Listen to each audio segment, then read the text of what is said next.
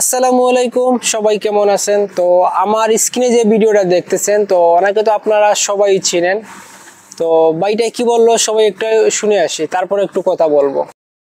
আলহামদুলিল্লাহ আমরা অবশেষে আমাদের আন্দোলন সফলভাবে সম্পন্ন করছি।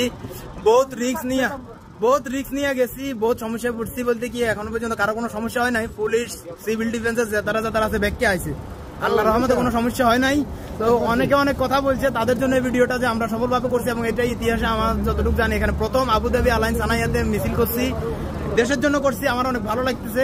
জানি না কিছুক্ষণ পরে কি হইব, হইতে পারে আমরা ধরে নিয়ে যাবো, কোনো সমস্যা নাই। আলহামদুলিল্লাহ আমি রাজি আছি, প্রস্তুত আছি। তো বুকে একটু সাহস দেখতে হইব, দেশের জন্য করার জন্য নিজেকে ত্যাগ করতে হবে, ঠিক আছে? তো ভিডিওটা সবার কাছে পৌঁছাই দেন যে আলাইন সানাইয়াতে আজকে আন্দোলন হয়েছে। ভিডিও আস্তে আস্তে পাইবেন, দিতেছি।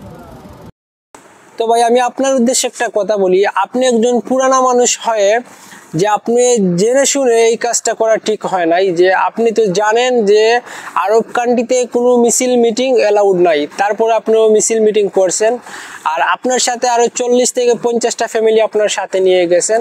তো ভাই আপনি তো একলা গেলেই সমস্যা ছিল না, কিন্তু আপনি আরো 40 থেকে 50টা ফ্যামিলি আপনার সাথে নিয়ে গেছেন।